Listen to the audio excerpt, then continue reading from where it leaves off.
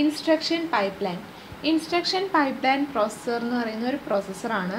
അത് ഒരു പ്രോസസ്സിൽ ബിലോങ് ചെയ്യുന്ന ഡിഫറെൻറ്റ് ഇൻസ്ട്രക്ഷനെ ഡിഫറെൻറ്റ് സ്റ്റേജിൽ എക്സിക്യൂട്ട് ചെയ്യും. അതാണ് ഇൻസ്ട്രക്ഷൻ പൈപ്പ്ലൈൻ പ്രോസസ്സർ എന്ന് പറഞ്ഞാൽ. ഇൻസ്ട്രക്ഷൻ പൈപ്പ്ലൈൻ പ്രോസസ്സർ എന്ന് പറഞ്ഞ ഒരു പ്രോസസ്സറാണ്. അത് ഒരു പ്രോസസ്സിൽ ബിലോങ് ചെയ്യുന്ന ഡിഫറെൻറ്റ് ഇൻസ്ട്രക്ഷൻസിനെ എക്സിക്യൂട്ട് ചെയ്യും ഡിഫറെൻറ്റ് സ്റ്റേജിൽ. ഒരു സ്ട്രീം ഓഫ് ഇൻസ്ട്രക്ഷനെ നമുക്കൊരു പൈപ്പ് ലൈനിൽ ഓവർലാപ്ഡ് മാനറിൽ എക്സിക്യൂട്ട് ചെയ്യാൻ പറ്റും. ഇനി pipeline processor performance improve ചെയ്യാനുള്ള കുറച്ച് ടെക്നിക്ക് ഉണ്ട്. അതിൽ 4 ടെക്നിക്കാണുള്ളത്. First one instruction execution phases, second one mechanism for instruction pipeline, third one dynamic instruction scheduling technique, fourth one branch handling technique. അതിൽ first വണ്ണാണ് ഇൻസ്ട്രക്ഷൻ എക്സിക്യൂഷൻ ഫേസസ് എന്ന് പറഞ്ഞാൽ. ഒരു ലീനിയർ പൈപ്പ് ലൈനിൻ്റെ ഓവർലാപ്ഡ് എക്സിക്യൂഷൻ്റെ ഫേസ് എന്ന് പറയുന്നത് ഐഡിയൽ ആയിരിക്കും. ഓരോ ഫേസിലും 1 അല്ലെങ്കിൽ അതിൽ കൂടുതൽ ക്ലോക്ക് സൈക്കിൾസ് വേണം. അത് ഇൻസ്ട്രക്ഷൻ ടൈപ്പിനെ അല്ലെങ്കിൽ പ്രോസസ്സർ മെമ്മറി ആർക്കിടെക്ചറിനെ ഡിപ്പെൻഡ് ചെയ്തായിരിക്കും എക്സിക്യൂട്ട് ചെയ്യുക. അപ്പോൾ ഈ എക്സിക്യൂഷൻ ഫേസസിൽ മെയിനായിട്ടും 5 ഫേസുകളാണുള്ളത്.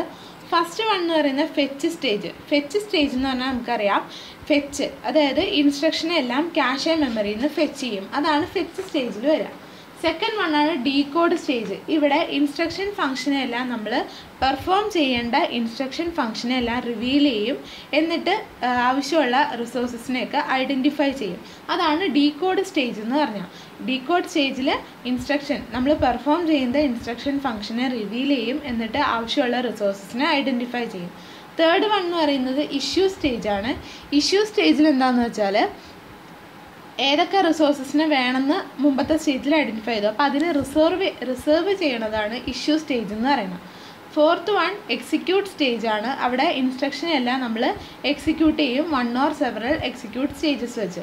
ആൻഡ് ലാസ്റ്റ് വൺ ആണ് റൈറ്റ് ബാക്ക്. ഇപ്പം നമ്മൾ എക്സിക്യൂട്ട് ചെയ്ത റിസൾട്ടിനെ നമുക്ക് എവിടെയെങ്കിലും സ്റ്റോർ ചെയ്യണം. അതാണിത്. ഈ സ്റ്റേജ് എന്ന് പറഞ്ഞാൽ റിസൾട്ടിനെ രജിസ്റ്റേഴ്സിലേക്ക് റൈറ്റ് ചെയ്യാൻ വേണ്ടിയിട്ടുള്ളതാണ് റൈറ്റ് ബാക്ക് സ്റ്റേജ് എന്ന് പറയുന്നത്. ഇനി ഒരു 7 സ്റ്റേജ് ഇൻസ്ട്രക്ഷൻ പൈപ്പ് ലൈൻ ആണെങ്കിൽ അതിൽ ഫെച്ച്, ഡീകോഡ്, ഇൻസ്ട്രക്ഷൻ, പിന്നെ 3 എക്സിക്യൂട്ട് ഉണ്ടാകും. പിന്നെ ആയിരിക്കും റൈറ്റ് ബാക്ക് വരണത്. എക്സിക്യൂഷൻ ഫേസസിൻ്റെ ബാലൻസ് ആണ് ഈ ഫിഗറിൽ. ഇപ്പം നമ്മളിതിൽ 2 ഫിഗറിൻ്റെ കേസ് പറയുന്നുണ്ട്. അതിലൊരു 8 ഇൻസ്ട്രക്ഷൻ്റെ എക്സിക്യൂഷൻ്റെ ഏരിയ പറയണേ. x=y+z a=b*c. ഇതിൽ നമ്മൾ അസ്യൂം ചെയ്യാണ് ലോഡ് ആൻഡ് സ്റ്റോർ ഇൻസ്ട്രക്ഷന് 4 എക്സിക്യൂഷൻ ക്ലോക്കും പിന്നെ floating point add and multiplication operation 3 cycles ആയിരിക്കും എടുക്കുക. ഇനി ഈ ഫിഗറിൽ ഫസ്റ്റ് ഫിഗർ കാണിക്കുന്നത് ഒറിജിനൽ പ്രോഗ്രാം ഓർഡർ ആയിരിക്കും. ഷെയ്ഡഡ് ബോക്സ് കാണിക്കുന്നത് ഐഡൽ സൈക്കിൾസ് ആയിരിക്കും. അതായത് ഇൻസ്ട്രക്ഷൻ ഒരു ബ്ലോക്കായിട്ട് ഇഷ്യൂ ചെയ്യുമ്പോൾ റിസോഴ്സ് ലേറ്റൻസി അല്ലെങ്കിൽ കോൺഫ്ലിക്ട്സ് ഒക്കെ കാരണം ഇൻസ്ട്രക്ഷൻ ബ്ലോക്ക് ഇഷ്യൂ ചെയ്യുമ്പോൾ അത് ഐഡൽ സൈക്കിളായിരിക്കും കാണിക്കുക. പിന്നെ ഫസ്റ്റ് 2 ലോഡ് ഇൻസ്ട്രക്ഷൻ എന്ന് പറയുന്നത് കോൺസിക്യൂട്ടീവ് സൈക്കിൾസിൽ കാണിക്കും. ആഡ് എന്ന് പറയുന്നത് ഈ 2 ലോഡിനെയും ഡിപ്പെൻഡ് ചെയ്യണോണ്ട് അത് 3 സൈക്കിൾ വെയിറ്റ് ചെയ്യും, വൈയും ഇസഡും ലോഡ് ചെയ്യാൻ വേണ്ടി. അതുപോലെ സ്റ്റോർ ഓഫ് ഇനി മെമ്മറി ലൊക്കേഷനിലേക്ക് സമ്മിനെ സ്റ്റോർ ചെയ്യാനുള്ളതും 3 സൈക്കിൾ വെയിറ്റ് ചെയ്യും. ആഡ് അതിൻ്റെ എക്സിക്യൂഷൻ ഫിനിഷ് ചെയ്യണ വരെ.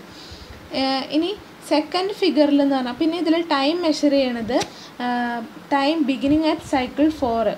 അതായത് അതിൽ ആദ്യത്തേൻ്റെ എക്സിക്യൂഷൻ ടൈം ബിഗിൻ ചെയ്യുന്നത് 4 എന്ന് പറഞ്ഞ സൈക്കിളിലും ലാസ്റ്റത്തേൻ്റെ എക്സിക്യൂഷൻ ബിഗിൻ ചെയ്യണത് 21 എന്ന് പറഞ്ഞ സൈക്കിളിലാണ്. അപ്പോൾ ടോട്ടൽ ടൈം എന്ന് പറയുന്നത് 18 ക്ലോക്ക് ആയിരിക്കും.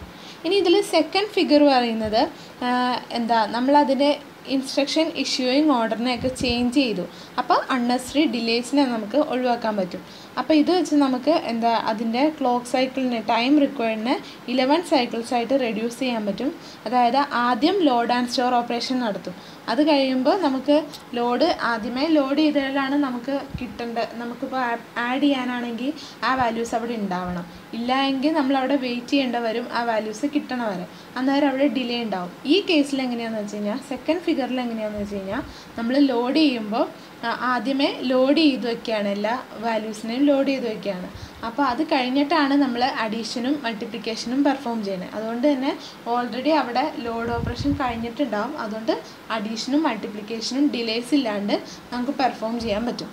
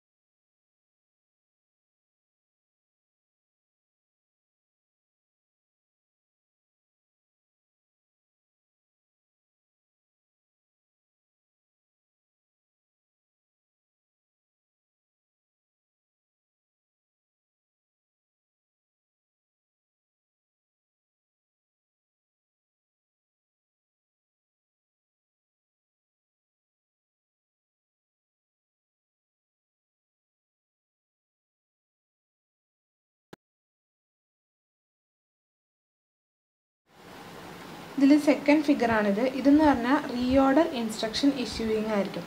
ഫസ്റ്റ് ഫിഗർ എന്ന് പറഞ്ഞാൽ ഇൻഓർഡർ ഇൻസ്ട്രക്ഷൻ ഇഷ്യൂയിങ് ആയിരുന്നു. അതിൽ കുറേ ഡിലേസ് ഒക്കെ വന്നായിരുന്നു. അപ്പോൾ ഇതിനെല്ലാം ഓവർകം ചെയ്യാനൊക്കെയാണ് നമ്മൾ ഇത് യൂസ് ചെയ്യുന്നത്. ഇതിലെന്താണെന്ന് വെച്ചാൽ നമ്മൾ ഇൻസ്ട്രക്ഷനെ റീഓർഡർ ചെയ്യും. റീഓർഡർ ചെയ്യുമ്പോൾ അതിൽ വന്ന ഡിലേസിനെയും അതുപോലെ ടൈമിനെയൊക്കെ നമുക്ക് റെഡ്യൂസ് ചെയ്യാൻ പറ്റും. അപ്പോൾ അതായത് ഇതിൽ ആദ്യം സ്റ്റോർ ഓപ്പറേഷൻസ് ആയിരിക്കും പെർഫോം ചെയ്യണത്.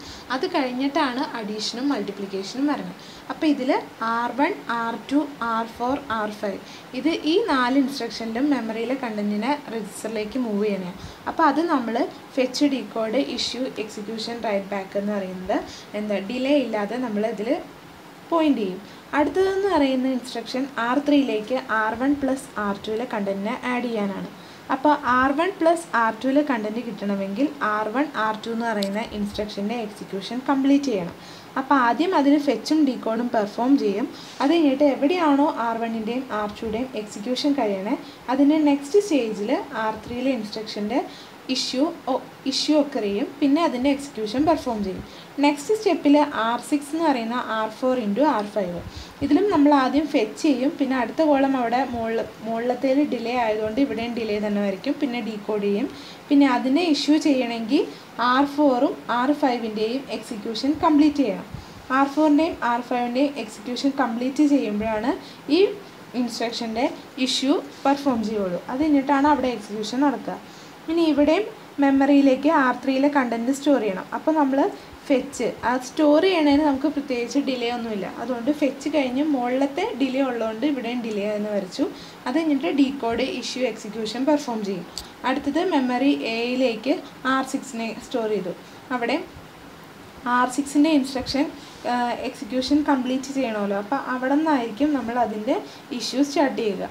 ഇതാണ് ഈ ഫിഗറിൽ പറയുന്നത്. ഈ ഫിഗറിൽ അപ്പോൾ നമുക്ക് ടോട്ടൽ ടൈമിനെ റെഡ്യൂസ് ചെയ്യാം, അതുപോലെ ഡിലേസിനൊക്കെ റെഡ്യൂസ് ചെയ്യാം.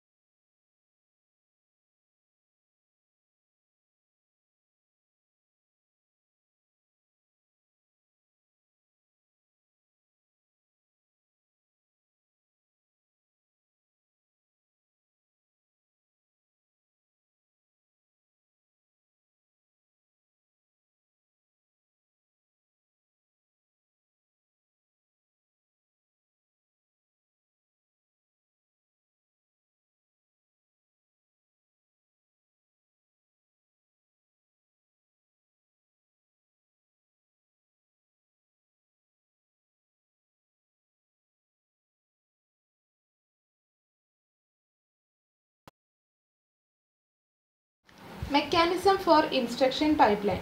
ഈ പൈപ്പ്ലൈൻ പ്രോസസ്സറിൻ്റെ പെർഫോമൻസ് ഇമ്പ്രൂവ് ചെയ്യാനുള്ള ടെക്നിക്കിൽ രണ്ടാമത് വരുന്നതാണ് മെക്കാനിസം ഫോർ ഇൻസ്ട്രക്ഷൻ പൈപ്പ്ലൈൻ എന്ന് പറയുന്നത്. അതിൽ തന്നെ 4 എണ്ണമാണ് വരുന്നത്. അതിൽ ഫസ്റ്റ് വണ്ണാണ് പ്രീഫെച്ച് ബഫേഴ്സ് എന്ന് പറയുന്നത്. പ്രീഫെച്ച് ബഫേഴ്സിൽ മെയിനായിട്ടും 3 ബഫേഴ്സാണുള്ളത്.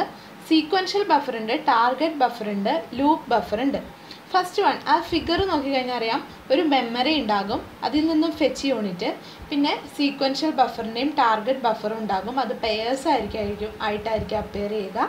പിന്നെ ഇൻസ്ട്രക്ഷൻ പൈപ്പ് ലൈൻ.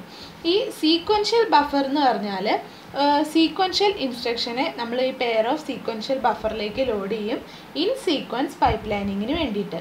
അതാണ് സീക്വൻഷ്യൽ ബഫർ എന്ന് പറഞ്ഞാൽ. ടാർഗറ്റ് ബഫർ എന്ന് പറഞ്ഞാൽ ബ്രാഞ്ച് ടാർഗറ്റിൽ നിന്നുള്ള ഇൻസ്ട്രക്ഷനെ ആയിരിക്കും ടാർഗറ്റ് ബഫറിലേക്ക് ലോഡ് ചെയ്യണേ ഔട്ട് ഓഫ് സീക്വൻസ് പൈപ്പ് ലൈനിങ്ങിന് വേണ്ടി. മറ്റേടത്ത് ഇൻ സീക്വൻസ് പൈപ്പ് ലൈനിങ് ആയിരുന്നു, ഇവിടെ out of sequence pipe lining ആണ്.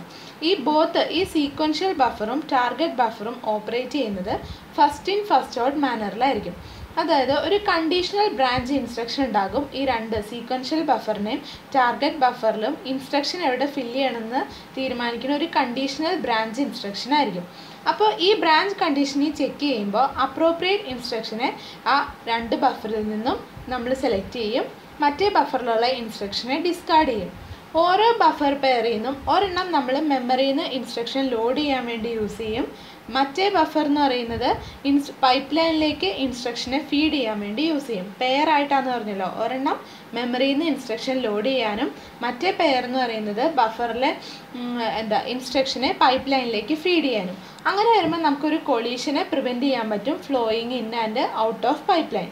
ഇനി തേർഡ് ബഫറാണ് ലൂപ്പ് ബഫർ എന്ന് പറഞ്ഞാൽ.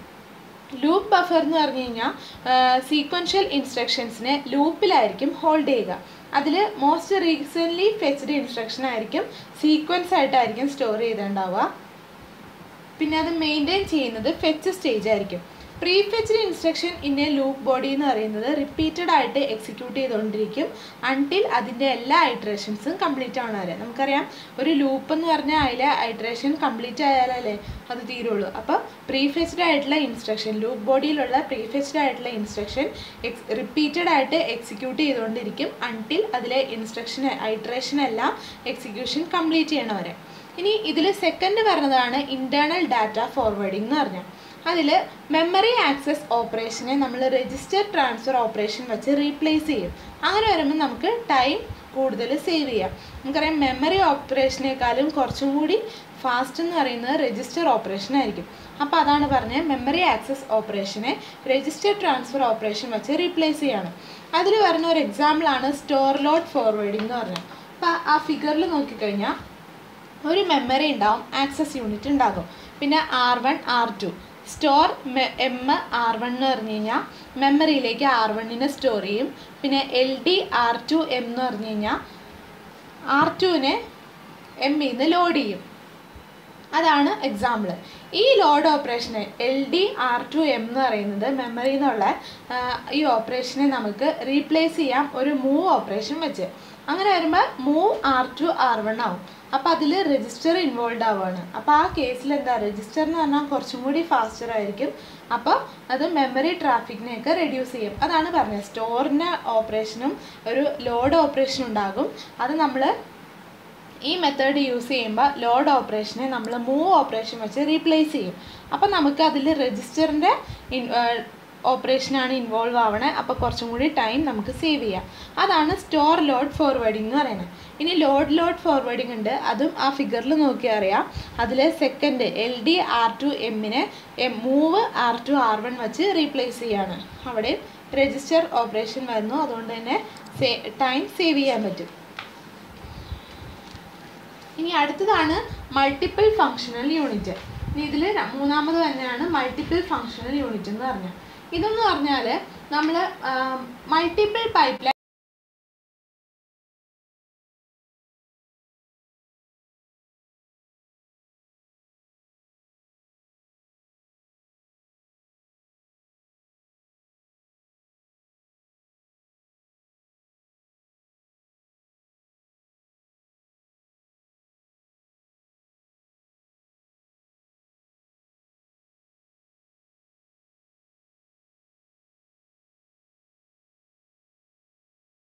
ലൈൻ യൂസ് ചെയ്യുമ്പോൾ ബോട്ടിൽ നെക്ക് ഒക്കെ ചെയ്യും. അതായത് ചില കേസിൽ നമുക്കറിയാം നമ്മൾ കൊടുക്കുന്ന അത്രയും ഇൻപുട്ടിൻ്റെ അത്രയും ഔട്ട്പുട്ട് ചിലപ്പോൾ തിരിച്ച് കിട്ടിയെന്ന് വരില്ല. അപ്പോൾ 5 ഇൻപുട്ട് നമ്മൾ കൊടുത്തിട്ടുണ്ടെങ്കിൽ ആകെ 3 ഇൻപുട്ട് മാത്രമാണ് നമ്മൾ ഒബ്റ്റെയിൻ ചെയ്യുള്ളൂ. ഇതെന്ന് പറയുന്നത് ആ ഓവറോൾ ത്രൂപുട്ടിനെ അഫക്റ്റ് ചെയ്യും. അപ്പോൾ ഇതിനെയൊക്കെ ഓവർകം ചെയ്യാൻ വേണ്ടി നമ്മൾ മൾട്ടിപ്പിൾ ഫങ്ഷണൽ യൂണിറ്റ്സിനെ പ്രൊവൈഡ് ചെയ്യും. അപ്പോൾ ഈ മൾട്ടിപ്പിൾ ഫങ്ഷണൽ യൂണിറ്റിനെ പ്രൊവൈഡ് ചെയ്യുമ്പോഴുള്ള പ്രോബ്ലം എന്ന് പറഞ്ഞാൽ അവിടെ ഡാറ്റ ഡിപ്പെൻഡൻസിയും റിസോഴ്സ് ഡിപ്പെൻഡൻസിയും ഉണ്ടാവും. അപ്പോൾ ഈ പ്രോബ്ലത്തിനെ സോൾവ് ചെയ്യാൻ വേണ്ടി ഓരോ ഫങ്ഷണൽ യൂണിറ്റിലേക്കും റിസർവേഷൻ സ്റ്റേഷനെ പ്രൊവൈഡ് ചെയ്യും. ഇനി അപ്പോൾ ഈ റിസർവേഷൻ സ്റ്റേഷൻ എന്ന് പറഞ്ഞാൽ റിസർവേഷൻ സ്റ്റേഷനിലുള്ള ഓപ്പറൻസ് എന്ന് പറയുന്നത് ഡാറ്റ ഡിപ്പെൻഡൻസിനെ റിസോൾവ് ചെയ്യണവരെ അവിടെ വെയിറ്റ് ചെയ്യും. പിന്നെ ഓരോ റിസർവേഷൻ സ്റ്റേഷനെയും യൂണീക്ക്ലി നമ്മൾ ഐഡൻറ്റിഫൈ ചെയ്യണത് ഒരു ടാഗ് വെച്ചായിരിക്കും. ടാഗ് യൂണിറ്റ് മോണിറ്റർ ചെയ്യുന്ന ഒരു ടാഗ് വെച്ചായിരിക്കും. ഈ ടാഗ് യൂണിറ്റ് എന്ന് പറയുന്നത് കറൻറ്റ്ലി യൂസ്ഡ് റിസർവേഷൻ സ്റ്റേഷൻ്റെ കറൻറ്റ്ലി യൂസ്ഡ് രജിസ്റ്റേഴ്സിനെയൊക്കെ ചെക്ക് ചെയ്തുകൊണ്ടിരിക്കും. അതുപോലെ റിസർവേഷൻ സ്റ്റേഷൻ എന്ന് പറയുന്നത് നമുക്ക് ഈ ഫിഗറിൽ നോക്കി അറിയാം. പൈപ്പ് ലൈൻ ഫങ്ഷണൽ യൂണിറ്റിനെയും ഡീകോഡ് ആൻഡ് ഇഷ്യൂ യൂണിറ്റിൻ്റെയും ഒരു ഇൻ്റർഫേസ് ആയിട്ടും സെർവ് ചെയ്യുന്നുണ്ട്. പിന്നെ മൾട്ടിപ്പിൾ ഫങ്ഷണൽ യൂണിറ്റ് ഓപ്പറേറ്റ് ചെയ്യുന്നത് പാരലൽ ആയിട്ടായിരിക്കും. ഡിപ്പെൻഡൻസീസ് റിസോൾവ് ചെയ്ത് കഴിഞ്ഞാൽ അതാണ് മൾട്ടിപ്പിൾ ഫങ്ഷണൽ യൂണിറ്റ്. ഈ ഫിഗർ നോക്കിയാൽ മതി. അതിലെന്താ പറഞ്ഞാൽ ഫങ്ഷണൽ യൂണിറ്റ്സിന് നമ്മൾ ആഡ് ചെയ്യും. അങ്ങനെ ആഡ് ചെയ്യുമ്പോൾ റിസോഴ്സ് ഡിപ്പെൻഡൻസിയും ഡാറ്റ ഡിപ്പെൻഡൻസിയും വരും. അപ്പോൾ അതിനെ അവോയ്ഡ് ചെയ്യാൻ വേണ്ടി നമ്മൾ റിസർവേഷൻ സ്റ്റേഷൻ ഓരോ ഫങ്ഷണൽ യൂണിറ്റിനും യൂസ് ചെയ്യും. അപ്പോൾ ഓപ്പറൻറ്റ് റിസർവേഷൻ സ്റ്റേഷനിലെ ഓപ്പറൻറ്റ് ഡാറ്റ ഡിപ്പെൻഡൻസി റിസോൾവ് ചെയ്യണവരെ വെയിറ്റ് ചെയ്യും. പിന്നെ റിസർവേഷൻ സ്റ്റേഷനെ യുണീക്ലി ഐഡൻറ്റിഫൈ ചെയ്യുന്ന ടാഗ് വെച്ചായിരിക്കും. ഈ ടാഗ് എന്ന് പറയുന്നത് കറൻ്റ്ലി യൂസ്ഡ് രജിസ്റ്റേഴ്സിലുള്ള ടാഗിനെയൊക്കെ മോണിറ്റർ ചെയ്തുകൊണ്ടിരിക്കും.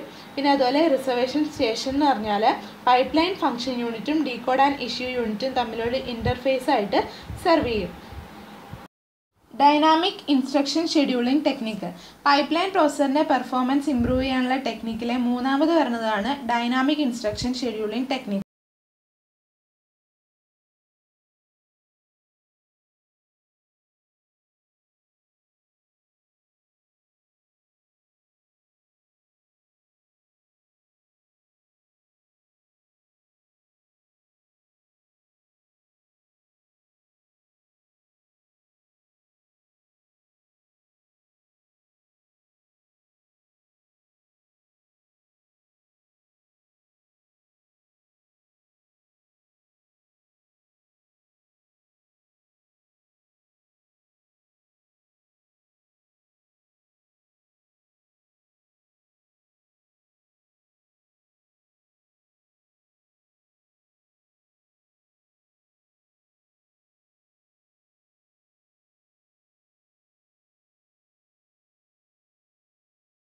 ാണ് ഹസാർഡ് അവോയ്ഡൻസ് എന്ന് പറഞ്ഞാൽ.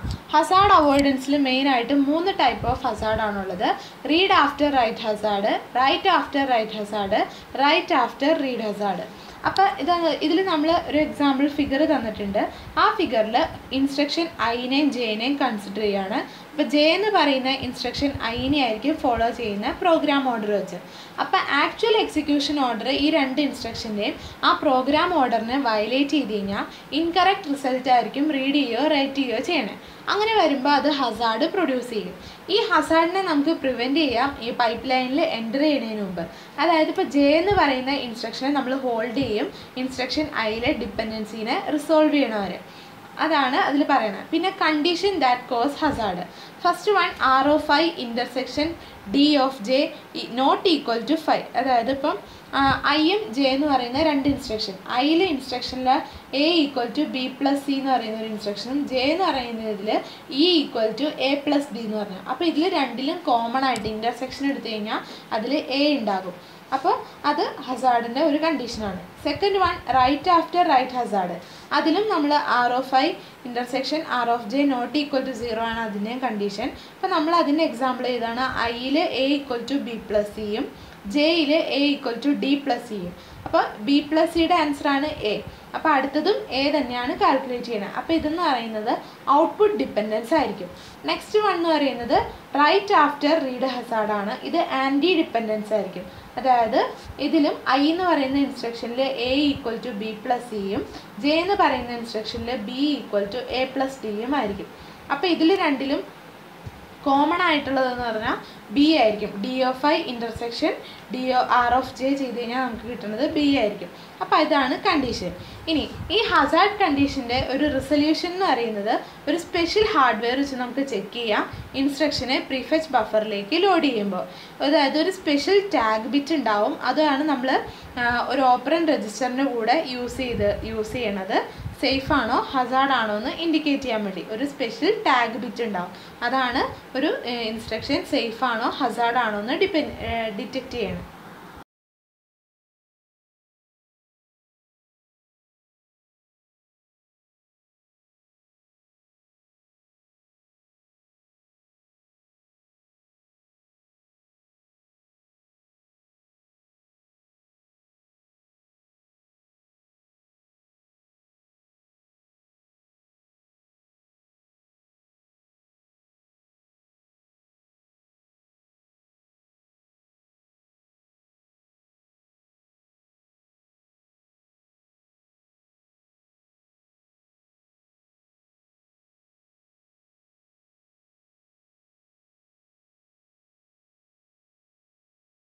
ടെക്നിക്കിലെ മൂന്നാമത് വരുന്നതാണ് ഡൈനാമിക് ഇൻസ്ട്രക്ഷൻ ഷെഡ്യൂളിംഗ് ടെക്നിക്ക്.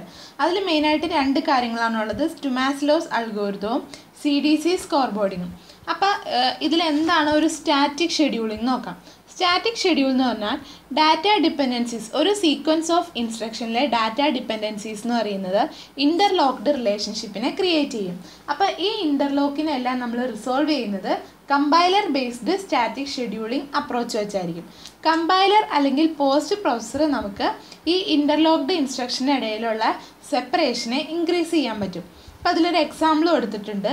ആ എക്സിക്യൂഷൻ ഓഫ് കോഡ് കൺസിഡർ ചെയ്യുമ്പോൾ അതിൽ മൾട്ടിപ്ലൈ ഇൻസ്ട്രക്ഷൻ എന്ന് പറയുന്നത് ലോഡ് എന്ന് പറയുന്നത് കംപ്ലീറ്റ് ചെയ്യാണ്ട് എക്സിക്യൂട്ട് ചെയ്യില്ല. അതെന്ന് പറയുന്ന ഒരു 3 ക്ലോക്ക് സൈക്കിളെങ്കിലും പൈപ്പ് ലൈനെ സ്റ്റോൾ ചെയ്യും. ഇനി രണ്ട് ലോഡ് എന്ന് പറയുന്നത് ആഡും മൂവ് ഇൻസ്ട്രക്ഷനും ഇൻഡിപെൻഡൻ്റ് ആയിരിക്കും.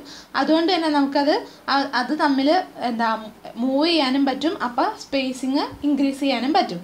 ഇനി കോഡ് റീഅറേഞ്ച്മെൻറ്റ് ചെയ്ത് കഴിഞ്ഞാൽ ഡാറ്റ ഡിപ്പെൻഡൻസീസും പ്രോഗ്രാം സിമാൻറ്റിക്സും നമുക്ക് പ്രിസർവ് ചെയ്യാം. അപ്പം മൾട്ടിപ്ലൈ എന്ന് പറയുന്നത് ഡിലേ ഇല്ലാണ്ട് സ്റ്റാർട്ട് ചെയ്യാം. കമ്പൈലർ ബേസ്ഡ് സോഫ്റ്റ്വെയർ ഇൻ്റർലോക്കിംഗ് എന്ന് പറയുന്നത് ചീപ്പറാണ്, ഫ്ലെക്സിബിൾ ടു അപ്ലൈയുമാണ്. ഈ ടുമാസ്ലോസ് അൽഗോരിതം അപ്രോച്ച് എന്ന് പറഞ്ഞാൽ റിസോഴ്സ് കോൺഫ്ലിക്റ്റിനെയും ഡാറ്റ ഡിപ്പെൻഡൻസിനെയൊക്കെ റിസോൾവ് ചെയ്യുന്ന ഒരു സ്കീമാണിത്. ഇതിൽ രജിസ്റ്റർ ടാഗിങ് ആയിരിക്കും യൂസ് ചെയ്യുന്നത്. സോഴ്സിനെയും ഡെസ്റ്റിനേഷൻ രജിസ്റ്റേഴ്സിനെയും അലോക്കേറ്റ് ചെയ്യാനും ഡി അലോക്കേറ്റ് ചെയ്യാനും.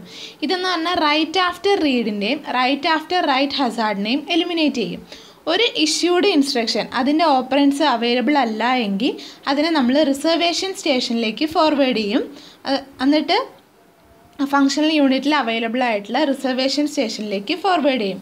ഒരു ഇഷ്യൂഡ് ഇൻസ്ട്രക്ഷൻ അതിൻ്റെ ഓപ്പറൻ്റ് അവൈലബിൾ അല്ല എങ്കിൽ റിസർവേഷൻ സ്റ്റേഷനിലേക്ക് ഫോർവേഡ് ചെയ്യും. എന്നിട്ട് അത് വെയിറ്റ് ചെയ്യും. അതിലുള്ള ഡാറ്റ ഡിപ്പെൻഡൻസ് ഒക്കെ റിസോൾവ് ചെയ്യണവരെ അതവിടെ വെയിറ്റ് ചെയ്യും റിസർവേഷൻ യൂണിറ്റിൽ. എന്നിട്ട് ഓപ്പറൻ്റ് അവൈലബിൾ ആവും. ഈ ഡിപ്പെൻഡൻസ് എന്ന് പറയുന്നത് റിസോൾവ് ചെയ്യുന്നത് കോമൺ ഡാറ്റാബേസിനെ മോണിറ്റർ ചെയ്തുകൊണ്ടായിരിക്കും. പിന്നെ ഇത് ഹൈ പെർഫോമൻസ് കമ്പൈലേഴ്സിലാണ് യൂസ് ചെയ്യുന്നത്. അതെന്ന് പറഞ്ഞാൽ സ്പെഷ്യൽ ഹാർഡ്വെയർ യൂണിറ്റ്സ് വേണം, including reservation station and multiple functional unit. അപ്പോൾ ഇതിൻ്റെ ഫിഗർ എന്ന് പറഞ്ഞാൽ നമ്മൾ ആദ്യം മൾട്ടിപ്പിൾ ഫങ്ഷണൽ യൂണിറ്റിൽ കണ്ട ഫിഗർ തന്നെയാണ്. അപ്പോൾ ഇതിൽ ഇത്രേ പറയുന്ന ഒരു റിസർവേഷൻ യൂണിറ്റ് ഒരു ടാഗ് ഉണ്ടാവും എന്ന് പറഞ്ഞു. അപ്പോൾ ഈ ടാഗ് എന്ന് പറഞ്ഞാൽ ഓപ്പറൻ്റ് അവൈലബിൾ അല്ല എങ്കിൽ നമ്മൾ അതിനെ ആ റിസർവേഷൻ യൂണിറ്റിലേക്ക് മൂവ് ചെയ്യും. എന്നിട്ട് ഡാറ്റ ഡിപ്പെൻഡൻസി റിസോൾവ് ചെയ്യണവരെ അവിടെ വെയിറ്റ് ചെയ്യും. ഡാറ്റ ഡിപ്പെൻഡൻസി റിസോൾവ് ചെയ്ത് കഴിഞ്ഞാൽ അതിൻ്റെ ഓപ്പറൻസ് അതിന് അവൈലബിൾ ആവും. അപ്പോൾ അതൊക്കെയാണ് ടുമാസ്ലോസ് അപ്രോച്ചിൽ വരുന്നത്. അടുത്തതാണ് സ്കോർ ബോർഡിംഗ് എന്ന് പറഞ്ഞാൽ ഇതെന്ന് പറഞ്ഞു കഴിഞ്ഞാൽ unlike out of order execution, ഈ ടെക്നിക്ക് എന്ന് പറയുന്നത് ഇൻസ്ട്രക്ഷനെ ഇൻ ഓർഡറിലായിരിക്കും ഇഷ്യൂ ചെയ്യണത്. സ്കോർ ബോർഡിംഗ് എന്ന് പറയുന്ന ഒരു ഹാർഡ്വെയർ മെക്കാനിസമാണ്. അത് എക്സിക്യൂഷൻ റേറ്റിനെ ഒരു ഇൻസ്ട്രക്ഷൻ പെർ സൈക്കിളിൽ മെയിൻറ്റെയിൻ ചെയ്യും ബൈ എക്സിക്യൂട്ടിംഗ് ഇൻസ്ട്രക്ഷൻ. ഓപ്പറൻസ് അതിന് അവൈലബിൾ ആയി കഴിഞ്ഞാൽ അപ്പോൾ തന്നെ ഇൻസ്ട്രക്ഷനെ എക്സിക്യൂട്ട് ചെയ്യും. അങ്ങനെ അതിൻ്റെ എക്സിക്യൂഷൻ റേറ്റിനെ 1 ഇൻസ്ട്രക്ഷൻ പെർ സൈക്കിളായിട്ട് അത് മെയിൻറ്റെയിൻ ചെയ്യും. ഇവിടെ ഹസാർഡ് കണ്ടീഷൻസ് ഒന്നും ഉണ്ടാവില്ല. പിന്നെ എല്ലാ ഇൻസ്ട്രക്ഷനും സ്കോർ ബോർഡിലൂടെ ഗോ ത്രൂ ചെയ്യും. ഒരു record of data dependencies construct ചെയ്ത് കഴിഞ്ഞാൽ അത് കറസ്പോണ്ടിങ് ടു ഇൻസ്ട്രക്ഷൻ ഇഷ്യൂ. അതായത് എല്ലാ ഇൻസ്ട്രക്ഷനും സ്കോർ ബോർഡിലൂടെ പോവും. ഒരു record of data dependency construct ചെയ്താൽ ഒരു സ്കോർ ബോർഡുള്ള ഒരു സിസ്റ്റമാണ് എങ്കിൽ അതിന് സെവറൽ ഫങ്ഷണൽ യൂണിറ്റ് ഉണ്ടാകും. പിന്നെ അതിൻ്റെ സ്റ്റാറ്റസ് ഇൻഫോർമേഷനൊക്കെ സ്കോർ ബോർഡിൽ റിപ്പോർട്ട് ചെയ്തിട്ടുണ്ടാവും. ഇപ്പോൾ ആ score board instruction immediately execute ചെയ്യാൻ പറ്റില്ല എന്ന് ഡിറ്റർമൈൻ ചെയ്താൽ അതെന്ന് പറയുന്നത് വെയിറ്റിംഗ് ഇൻസ്ട്രക്ഷനെ എക്സിക്യൂട്ട് ചെയ്യും. എന്നിട്ട് ഹാർഡ്വെയർ യൂണിറ്റ് സ്റ്റാറ്റസിനെ മോണിറ്റർ ചെയ്തുകൊണ്ടിരിക്കും. എന്നിട്ട് എപ്പോഴാണ് ആ ഇൻസ്ട്രക്ഷനെ എക്സിക്യൂട്ട് ചെയ്യാൻ പറ്റുക എന്ന് മോണിറ്റർ ചെയ്യും. ഇതിലെ എല്ലാ ഹസാർഡ് ഡിറ്റക്ഷനും റെസൊല്യൂഷനും സെൻട്രലൈസ്ഡ് ആയിരിക്കും സ്കോർ ബോർഡിങ്ങിൽ. അപ്പോൾ സ്കോർ ബോർഡിങ്ങിൽ പറയുന്നത് ഇത്രേ ഉള്ളൂ. എല്ലാ ഇൻസ്ട്രക്ഷനും സ്കോർ ബോർഡിലൂടെ പോവും ഡാറ്റ ഡിപ്പെൻഡൻസീസ് ഒക്കെ റെക്കോർഡ് ചെയ്തേക്കണതിൽ. അപ്പോൾ ഒരു സ്കോർ ബോർഡുള്ള സിസ്റ്റത്തിലാണ് എങ്കിൽ അതിന് സെവറൽ ഫങ്ഷണൽ യൂണിറ്റ് ഉണ്ടാകും. അതിൻ്റെ സ്റ്റാറ്റസ് ഇൻഫോർമേഷനൊക്കെ സ്കോർ ബോർഡിൽ റിപ്പോർട്ടഡ് ആയിരിക്കും. പിന്നെ സ്കോർ ബോർഡ് എന്ന് പറഞ്ഞാൽ ഒരു ഇൻസ്ട്രക്ഷൻ ഇമ്മീഡിയറ്റ്ലി എക്സിക്യൂട്ട് ചെയ്യാൻ പറ്റില്ല എന്ന് പറഞ്ഞാൽ അവിടെ വെയിറ്റിംഗ് ആയിട്ടുള്ള ഇൻസ്ട്രക്ഷനെ എക്സിക്യൂട്ട് ചെയ്യും. എന്നിട്ട് ഹാർഡ്വെയർ യൂണിറ്റ് സ്റ്റാറ്റസിനെ മോണിറ്റർ ചെയ്തുകൊണ്ടിരിക്കും എപ്പോഴാണ് ആ ഇൻസ്ട്രക്ഷൻ എക്സിക്യൂട്ട് ചെയ്യാൻ പറ്റുക.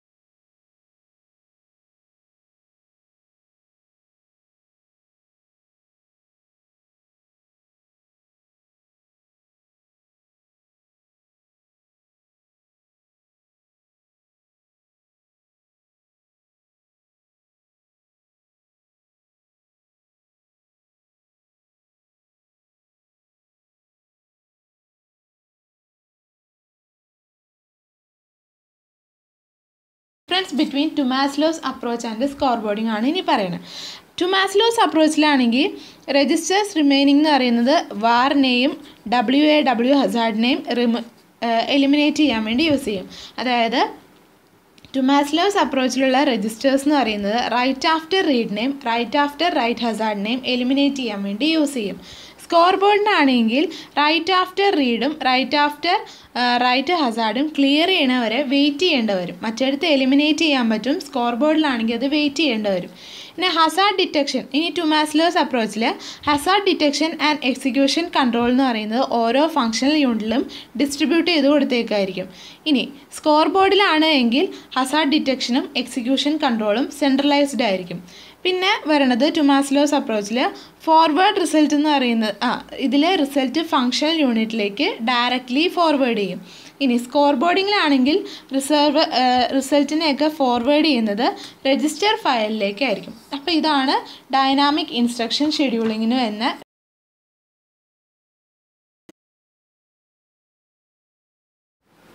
Arithmetic pipeline design. Arithmetic pipeline ഡിസൈനിൽ ഫസ്റ്റ് വണ്ണാണ് കമ്പ്യൂട്ടർ അരിതമെറ്റിക് പ്രിൻസിപ്പിൾ. ഒരു ഡിജിറ്റൽ കമ്പ്യൂട്ടറിൽ അരിതമെറ്റിക്കിനെ നമുക്ക് ഫൈനൈറ്റ് പ്രിസിഷൻ വെച്ചാണ് പെർഫോം ചെയ്യുക. കാരണം ഫിക്സഡ് സൈസ് മെമ്മറി വേർഡ്സിൻ്റെയും രജിസ്റ്റേഴ്സിൻ്റെയും യൂസ് ഉള്ളതുകൊണ്ട് ഒരു ഡിജിറ്റൽ കമ്പ്യൂട്ടറിൽ അരിതമെറ്റിക് പെർഫോം ചെയ്യുന്നത് ഫൈനൈറ്റ് പ്രിസിഷൻ വെച്ചായിരിക്കും. കാരണം ഫിക്സഡ് സൈസ് മെമ്മറി വേർഡ്സിൻ്റെയും രജിസ്റ്റേഴ്സിൻ്റെയും യൂസ് ഉള്ളതുകൊണ്ട്. ഫിക്സഡ് പോയിൻ്റ് അല്ലെങ്കിൽ ഇൻറ്റിജർ അരിതമെറ്റിക് ആയിരിക്കും ഫിക്സഡ് റേഞ്ച് ഓഫ് നമ്പേഴ്സിൽ പെർഫോം ചെയ്യും. ഫ്ലോട്ടിംഗ് പോയിൻ്റ് അരിതമെറ്റിക് ആണെങ്കിൽ much increased dynamic range of നമ്പേഴ്സിലായിരിക്കും പെർഫോം ചെയ്യുക. അപ്പോൾ fixed point or integer arithmetic എന്ന് പറഞ്ഞാൽ ഒരു ഫിക്സഡ് റേഞ്ച് ഓഫ് നമ്പറിലായിരിക്കും ഓപ്പറേറ്റ് ചെയ്യണേ. ഫ്ലോട്ടിംഗ് പോയിൻ്റ് അരിതമെറ്റിക് എന്ന് പറഞ്ഞാൽ ഓപ്പറേറ്റ് ചെയ്യുന്ന ഒരു ഡൈനാമിക് റേഞ്ച് ഓഫ് നമ്പേഴ്സിലായിരിക്കും. മോഡേൺ പ്രോസസ്സേഴ്സിൽ ഫിക്സഡ് പോയിൻറ്റും ഫ്ലോട്ടിംഗ് പോയിൻറ്റ് അരിതമെറ്റിക് ഓപ്പറേഷനും പെർഫോം ചെയ്യുന്നത് ഒരു സെപ്പറേറ്റ് ഹാർഡ്വെയർ വെച്ചായിരിക്കും സെയിം പ്രോസസ്സർ ചിപ്പിൽ. ഇനി രണ്ടെണ്ണോടൊന്നാണ് ഫിക്സഡ് പോയിൻറ്റും ഫ്ലോട്ടിംഗ് പോയിൻറ്റും. അപ്പോൾ ഫസ്റ്റ് വണ്ണാണ് fixed point operation. Fixed point നമ്പേഴ്സിനെ നമ്മൾ മെഷീൻസിൻ്റെ ഉള്ളിൽ ഇൻറ്റേർണലി റെപ്രസെൻറ്റ് ചെയ്യുന്നത് സൈൻ മാഗ്നിറ്റ്യൂഡ് വെച്ചായിരിക്കും. അതായത് 1's കോംപ്ലിമെൻറ്റും 2's കോംപ്ലിമെൻറ്റ് നൊട്ടേഷൻ വെച്ച്. മോസ്റ്റ് കമ്പ്യൂട്ടേഴ്സിലും 2's കോംപ്ലിമെൻറ്റ് നൊട്ടേഷൻ ആയിരിക്കും യൂസ് ചെയ്യുക. കാരണം അതിൻ്റെ യൂണിക് റെപ്രസെൻറ്റേഷൻ കാരണം. Add, subtract, multiply and divide, ഇതാണ് 4 അരിതമെറ്റിക് ഓപ്പറേഷൻസ് എന്ന് പറയുന്നത്. ഇതിൽ ഒരു ഫിക്സഡ് പോയിൻറ്റ് നമ്പേഴ്സിന് നമ്മൾ 2 n-bit ഇൻറ്റിജേഴ്സിനെ ആഡ് ചെയ്യുകയാണെങ്കിൽ n-bit റിസൾട്ട് ആയിരിക്കും പ്രൊഡ്യൂസ് ചെയ്യുക, ഒരു ക്യാരിയും ഉണ്ടാകും. അതാണ് അഡീഷൻ്റെയും സബ്ട്രാക്ഷൻ്റെയും കേസ്. ഇനി മൾട്ടിപ്ലിക്കേഷൻ ആണ് എങ്കിൽ 2 n-bit നമ്പേഴ്സിൻ്റെ മൾട്ടിപ്ലിക്കേഷൻ ആണ് എങ്കിൽ അതിൻ്റെ റിസൾട്ട് എന്ന് പറയുന്നത് 2n ആയിരിക്കും. 2n ബിറ്റ് റിസൾട്ട് ആയിരിക്കും അതിൻ്റെ റിസൾട്ട് എന്ന് പറഞ്ഞാൽ. അതായത് അതിൽ 2 മെമ്മറി വേർഡും അല്ലെങ്കിൽ 2 രജിസ്റ്റേഴ്സ് ആയിരിക്കും ഫുൾ പ്രിസിഷൻ റിസൾട്ട് സ്റ്റോർ ചെയ്യാൻ വേണ്ടി യൂസ് ചെയ്യുക. ഇനി ഡിവിഷൻ്റെ കേസിലാണെങ്കിൽ ഒരു അപ്രോക്സിമേറ്റ് റിസൾട്ട് മാത്രമാണ് നമുക്ക് ഫിക്സഡ് പോയിൻറ്റ് ഡിവിഷനിൽ നിന്ന് എക്സ്പെക്റ്റ് ചെയ്യാൻ പറ്റുള്ളൂ. അടുത്തതാണ് ഫ്ലോട്ടിംഗ് പോയിൻറ്റ് നമ്പേഴ്സ് എന്ന് പറഞ്ഞാൽ. ഫ്ലോട്ടിംഗ് പോയിൻറ്റ് നമ്പർ എക്സിനെ നമ്മൾ റെപ്രസെൻറ്റ് ചെയ്യുന്ന ഒരു പെയർ വെച്ചാണ് M,E വെച്ച്. അതിൽ M എന്ന് പറയുന്നത് മാൻറ്റിസായും E എന്ന് പറയുന്നത് എക്സ്പൊണൻറ്റും ആയിരിക്കും.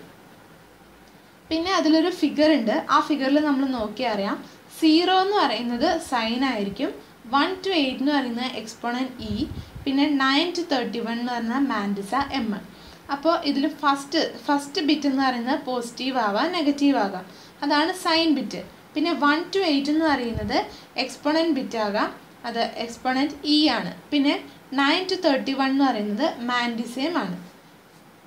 ഇനി floating point operation. 4 primitive arithmetic ഓപ്പറേഷനാണ് നമ്മൾ ഫ്ലോട്ടിംഗ് പോയിൻറ്റ് നമ്പേഴ്സിൽ പെർഫോം ചെയ്യുക. അതെന്ന് പറയുന്ന അഡീഷനും സബ്ട്രാക്ഷനും മൾട്ടിപ്ലിക്കേഷനും ഡിവിഷനും ആണ്. അത് റെപ്രസെൻറ്റ് ചെയ്യുന്ന x = mx(ex) എന്ന് പറഞ്ഞ പെയറും y = my(ey) പെയറും. അപ്പോൾ ഒരു ക്ലാരിറ്റിക്ക് വേണ്ടി ex എന്ന് പറയുന്നത് ey ആയിരിക്കും. ഇനി ഈ എക്സിലും വൈയിലും ആയിരിക്കും നമ്മൾ മൾട്ടിപ്ലിക്കേഷൻ, അഡീഷൻ, ഡിവിഷൻ ഒക്കെ പെർഫോം ചെയ്യുക. അപ്പോൾ ഫസ്റ്റ് വൺ x+y ആണെങ്കിൽ അതെന്ന് പറഞ്ഞാൽ x+y = mx × 2^(ex - ey) + my × x^(ey). x - y ആണെങ്കിൽ mx × 2^(ex - ey) - my × x^(ey). അപ്പോൾ പ്ലസും മൈനസും ഇക്വേഷൻ ഒരേപോലെയാണ്. അതിൽ പ്ലസ് ഉള്ളിടത്ത് മൈനസിൻ്റെ സബ്ട്രാക്ഷൻ്റെ കേസ് വരുമ്പോൾ മൈനസ് ആകും. ഇനി എക്സ് ഇൻറ്റു വൈ ആണെങ്കിൽ എന്താവും mx into my into 2 raise to ex plus ey. നമ്മൾക്കറിയാം a raise to n into a raise to b എന്ന് പറഞ്ഞു കഴിഞ്ഞാൽ a raise to n plus b ആയിരിക്കും. അതുപോലെ എക്സ് ഡിവൈഡഡ് ബൈ വൈ ആണെങ്കിൽ നമുക്കറിയാം a raise to m by a raise to n എന്ന് പറഞ്ഞു കഴിഞ്ഞാൽ a raise to m minus n ആയിരിക്കും. അപ്പോൾ എക്സ് ഡിവൈഡഡ് ബൈ വൈ എന്ന് പറഞ്ഞാൽ mx divided by my into 2 raise to ex minus ey ആയിരിക്കും. അപ്പോൾ ഈ ഇക്വേഷനിൽ നമ്മൾ അരിത്തമെറ്റിക് ഓപ്പറേഷനിൽ കേസുകളാണ് പറഞ്ഞത്. ഈ ഓപ്പറേഷൻ നമുക്ക് 2 ഹാഫായിട്ട് ഡിവൈഡ് ചെയ്യാം. ഒരു ഹാഫ് എന്ന് പറയുന്നത് എക്സ്പോണൻ്റ് ഓപ്പറേഷൻ ആയിരിക്കും, അതായത് റിലേറ്റീവ് മാഗ്നിറ്റ്യൂഡിനെയൊക്കെ കമ്പയർ ചെയ്യണത്. അതർ ഹാഫ് എന്ന് പറയുന്നത് മാൻഡിസ ഓപ്പറേഷൻ ആയിരിക്കും.